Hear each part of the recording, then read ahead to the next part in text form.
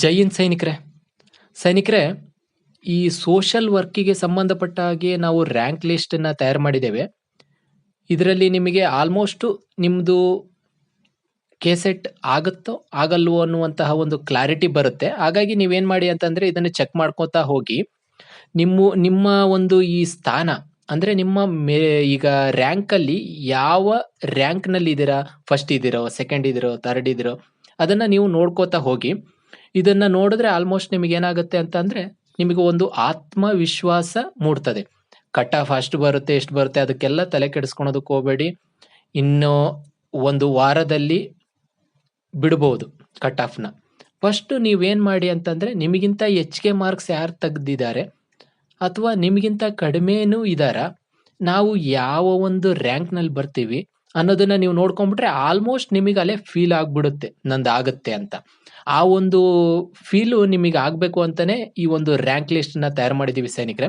ನಾವು ಪದೇ ಪದೇ ನಿಮಗೆ ಸೈನಿಕರೇ ಸೈನಿಕರೇ ಅಂತ ಬಳಸ್ತಿರ್ತಕ್ಕಂಥದ್ದು ಏನಕ್ಕೆ ಅಂತ ಅಂದ್ರೆ, ನೀವು ಸೈನಿಕರನ್ನು ಸೃಷ್ಟಿ ಮಾಡುವಂತಹ ಶಿಕ್ಷಕರು. ಶಿಕ್ಷಕರೇ ಎಲ್ಲರನ್ನೂ ಸೃಷ್ಟಿ ಮಾಡಬಲ್ಲರು. ಹಾಗಾಗಿ ನಾನು ಏನ್ ಮಾಡ್ತಾ ಇದ್ದೀನಿ ಅಂತಂದ್ರೆ ಸೈನಿಕರು ಅಂತ ಬಳಸ್ತಾ ಇದ್ದೇನೆ.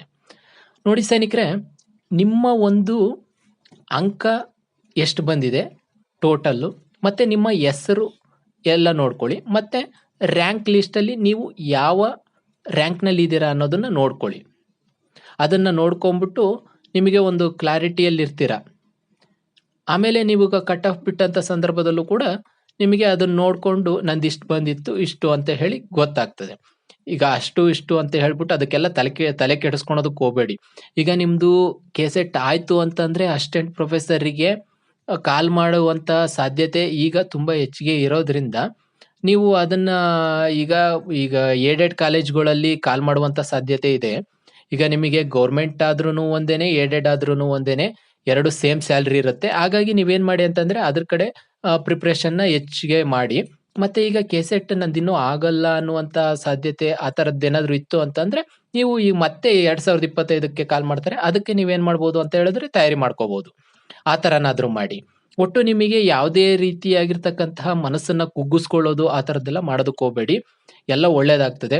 ನೀವು ಈಗ ಈ ಲಿಸ್ಟ್ ಅಲ್ಲಿ ಎಲ್ಲಿದ್ದೀರಾ ರ್ಯಾಂಕ್ ಅಲ್ಲಿ ಅನ್ನೋದನ್ನ ನೋಡ್ಕೊಂಡ್ಬಿಟ್ಟು ನೀವು ಒಂದು ಆತ್ಮವಿಶ್ವಾಸನ ಬೆಳೆಸ್ಕೊಳ್ಳಿ.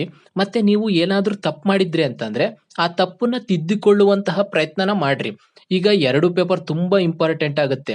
ಜಿಕೆನೂ ಬಹಳ ಮುಖ್ಯ, ನಮ್ಮ ಸ್ವಂತ ಸಬ್ಜೆಕ್ಟ್ ಏನಿದೆ ಸೆಕೆಂಡ್ ಪೇಪರ್ ಅದು ಕೂಡ ಬಹಳ ಮುಖ್ಯ. ಎರಡೂನು ನಾನು ನನ್ನ ಪೇಪರ್ ಅಲ್ಲಿ ನಾನು ಮಾಸ್ಟರಿಯನ್ನು ಹೊಂದಿದ್ದೇನೆ ಅಂತ ಇದ್ರೂ ಸಮೇತ ಜಿಕೆಯಲ್ಲಿ ಉತ್ತಮವಾಗಿ ಮಾಡ್ತಕ್ಕಂಥದ್ದು ಬಹಳ ಮುಖ್ಯ ಆಗ್ತದೆ. ಹಾಗಾಗಿ ಜಿಕೆನೂ ತುಂಬಾ ಚೆನ್ನಾಗಿ ಮಾಡ್ಬೇಕಾಗುತ್ತೆ. ಹಂಗೇನಾದ್ರು ಈ ಜಿಕೆ ಸರಿ ಮಾಡಿಲ್ಲ ಅಂತಂದ್ರೆ ನೆಕ್ಸ್ಟ್ ಟೈಮ್ ಚೆನ್ನಾಗಿ ಮಾಡಿ. ಫಸ್ಟ್ ಅಟೆಂಪ್ಟ್ ಇದ್ದವ್ರಿಗೆ ನೆಕ್ಸ್ಟ್ ಅಟೆಂಪ್ಟ್ ಖಂಡಿತ ಆಗುತ್ತೆ. ಇಲ್ಲ ಅಂತಂದ್ರೆ ಈಗ ಏನಾದ್ರು ಈ ತಪ್ಪು ಮಾಡಿದ್ರಿ ಅಂತಂದ್ರೆ ಅದನ್ನ ತಿದ್ಕೋಬಹುದು. ಜೈ ಹಿಂದ್.